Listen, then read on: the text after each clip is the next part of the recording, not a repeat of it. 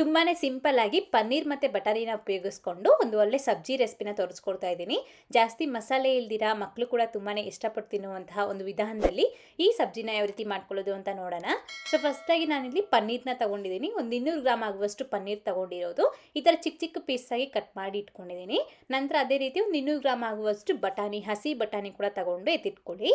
ಹೀಗೆ ಇದಕ್ಕೆ ಮಸಾಲೆ ರುಬ್ಕೊಳ್ಳೋದಕ್ಕೆ ಒಂದು ಮಿಕ್ಸಿ ಜಾರ್ನಲ್ಲಿ 1 ಗೆಡ್ಡೆ ಆಗುವಷ್ಟು ಬೆಳ್ಳುಳ್ಳಿ, 1 ಇಂಚ್ ಆಗುವಷ್ಟು ಶುಂಠಿ, ಹಾಗೆ ನಿಮ್ಮ ಖಾರಕ್ಕೆ ಎಷ್ಟು ಬೇಕೋ ಅಷ್ಟು ಹಸಿಮೆಣಸಿನಕಾಯಿ, ಹಾಗೆ ಒಂದು ದೊಡ್ಡ ಹಿಡಿ ಆಗುವಷ್ಟು ಕೊತ್ತಂಬರಿ ಸೊಪ್ಪು, ಒಂದು 4 ಟೇಬಲ್ ಸ್ಪೂನ್ ಆಗುವಷ್ಟು ಫ್ರೆಶ್ ಆಗಿರೋ ಮೊಸರನ್ನ ಹಾಕಿ ನೈಸಾಗಿ ಪೇಸ್ಟ್ ಮಾಡಿಕೊಂಡು ಈ ಮಸಾಲೆನ ಪಕ್ಕೆ ಎತ್ತಿಟ್ಕೊಳ್ಳಿ.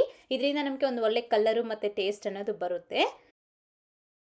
ಈಗ ನೆಕ್ಸ್ಟು ಒಂದು ದಪ್ಪ ತಲ ಇರುವಂಥ ಒಂದು ಕಡಾಯಿನಲ್ಲಿ ಒಂದು 3 ಟೇಬಲ್ ಸ್ಪೂನ್ ಆಗುವಷ್ಟು ಎಣ್ಣೆ, ಒಂದು 2 ಟೇಬಲ್ ಸ್ಪೂನ್ ಆಗುವಷ್ಟು ಬಟರ್, ಅದೇ ರೀತಿ ಒಂದು ಅರ್ಧ ಟೀ ಸ್ಪೂನ್ ಆಗುವಷ್ಟು ಜೀರಿಗೆ, ಒಂದು 3 ಇಂದ 4 ಏಲಕ್ಕಿ, ಒಂದು ಚಿಕ್ಕ ಪಲಾವ್ ಎಲೆನ ಹಾಕ್ಕೊಂಡು ಸ್ವಲ್ಪ ಹೊತ್ತು ಫ್ರೈ ಮಾಡ್ಕೊಳ್ಳಿ.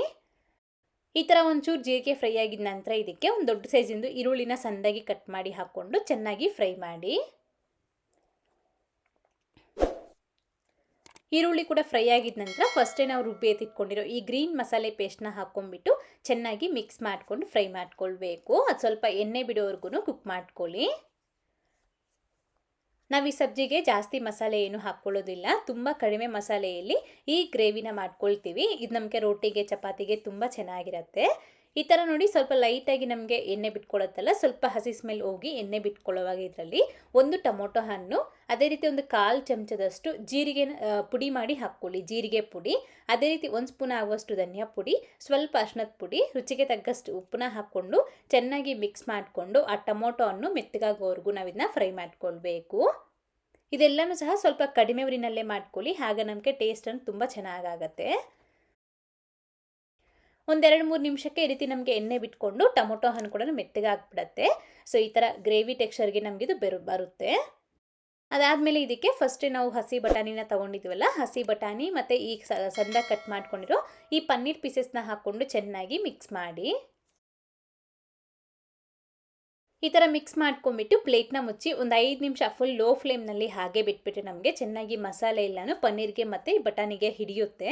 ಒಂದು 5 ನಿಮಿಷ ಆದಮೇಲೆ ತೆಗೆದುಬಿಟ್ಟು ಇನ್ನೊಂದು ಸತಿ ನೀಟಾಗಿ ಮಿಕ್ಸ್ ಮಾಡ್ಕೊಳ್ಳಿ. ಜಾಸ್ತಿ ಓವರಾಗಿ ಮಿಕ್ಸ್ ಮಾಡ್ಕೊಳ್ಳೋದಕ್ಕೆ ಹೋಗಬೇಡಿ, ಪನ್ನೀರ್ ಅನ್ನೋದು ಕಟ್ಟಾಕ್ಬಿಡುತ್ತೆ. ಸ್ವಲ್ಪ ಲೈಟಾಗಿ ರೀತಿ ಮಿಕ್ಸ್ ಮಾಡ್ಕೊಂಬಿಟ್ಟು ಮತ್ತೆ ಈಗ ಇದರಲ್ಲಿ ನಾವು ನೀರನ್ನ ಹಾಕ್ಕೊಳ್ಬೇಕು. ಬಿಸಿ ನೀರನ್ನ ಚೆನ್ನಾಗಿ ಕಾಯಿಸ್ಕೊಂಡು ಬಿಸಿ ನೀರನ್ನೇ ಹಾಕ್ಕೊಳ್ಬೇಕಾಗತ್ತೆ. ಜಾಸ್ತಿ ನೀರೇನು ಹಾಕ್ಕೊಳ್ಳೋದಕ್ಕೆ ಹೋಗಬೇಡಿ, ಸ್ವಲ್ಪ ನಮಗೆ ಗಟ್ಟಿಯಾಗಿ ಈ ಗ್ರೇವಿ ಅನ್ನೋದು ಸಬ್ಜಿ ಅನ್ನೋದು ಬರುತ್ತೆ. ಈ ಥರ ಸ್ವಲ್ಪ ಒಂದು 1/4 ಲೀಟರ್ ಆಗುವಷ್ಟು ಬಿಸಿ ನೀರನ್ನ ಹಾಕ್ಕೊಂಡು ಚೆನ್ನಾಗಿ ಮಿಕ್ಸ್ ಮಾಡಿಕೊಂಡು ನಾವಿದನ್ನ ಕುದಿಯೋವರೆಗೂ ಹಾಗೆ ಬಿಟ್ಟು ಆನಂತರ ಲಿಡ್ನ ಕ್ಲೋಸ್ ಮಾಡಿ ನಾವಿದನ್ನ ಒಂದು 10 ನಿಮಿಷಗಳ ಕಾಲ ಮೀಡಿಯಮ್ ಫ್ಲೇಮ್ನಲ್ಲಿ ಕುಕ್ ಮಾಡಿಕೊಳ್ಬೇಕು.